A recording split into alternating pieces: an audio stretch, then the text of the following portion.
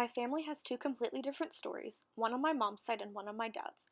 Both sides of my family originated in Europe, but other than that, there's not much in common.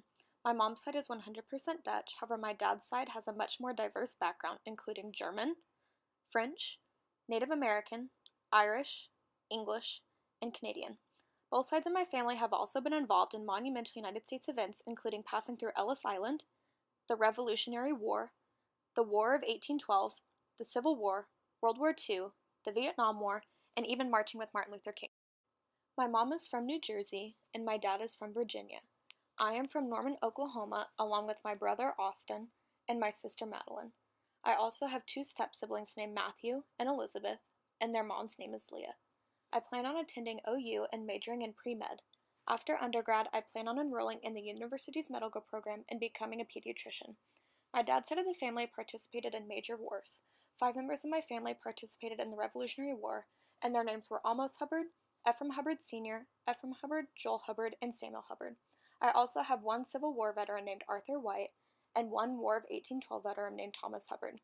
There were 6 members of my family that fought in World War II: Francis Barrett, George Barrett, Richard Barrett, James Cornair, Leslie Hubbard, and Donald Hubbard.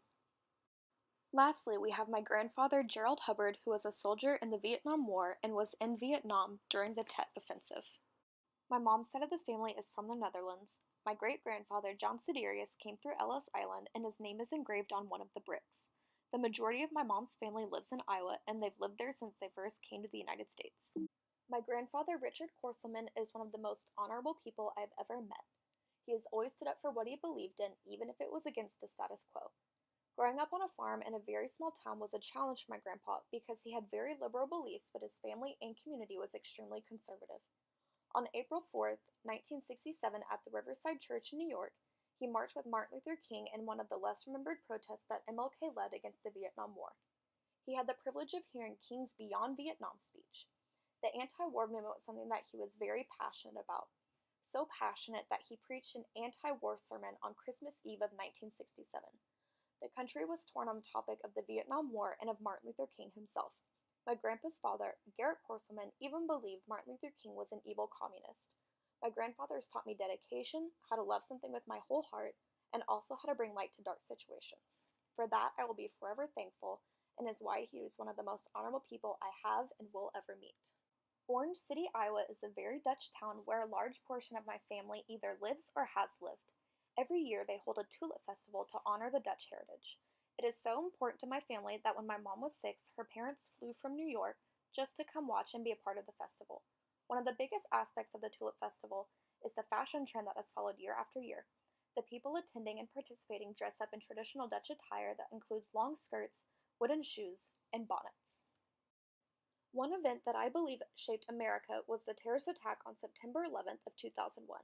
Men belonging to Islamic terrorist groups led by Osama bin Laden hijacked 4 airplanes and flew them into the Twin Towers, the Pentagon, and into a field. This was and still is the worst terrorist attack on United States soil, killing over 3,000 people. This event indirectly affected my family. Thankfully, none of my family members were killed in the attack, but at the time my mom was a pilot for United Airlines. I was only 10 months old, and in a particular home video, I was walking around the living room, and in the background was a TV with the news on showing a burning building, and over displayed the video of the plane flying into the Twin Towers. Although none of my family was directly involved, it could have just as easily been my mom piloting that United Airlines flight. Another event that I believe affected the United States was the passing of the Equal Employment Opportunity Act of 1972. This act gave people the right to sue businesses if any discrimination against gender, race, or ethnicity was present. Because of this act, many women and minorities were able to secure jobs that were better paying, and they were able to secure the same jobs that men held. This act and the results of it hold a special place in my family. My mom never wanted to be anything but a pilot, and still to this day the position of captain is largely dominated by men. However, because of this act, my mom was able to secure the job of her dreams, and it also provides young women all over the United States the legal ability to become just as successful as men in the workplace. 2 of the biggest technological changes that have affected America are writing techniques and transportation. Writings began in hieroglyphics, and after an invention of the Gutenberg printing press, books were becoming more and more relevant in society because it didn't take as long to create copies. Now, in today's world, many people don't even write, instead they type on computers. Transportation has also changed drastically.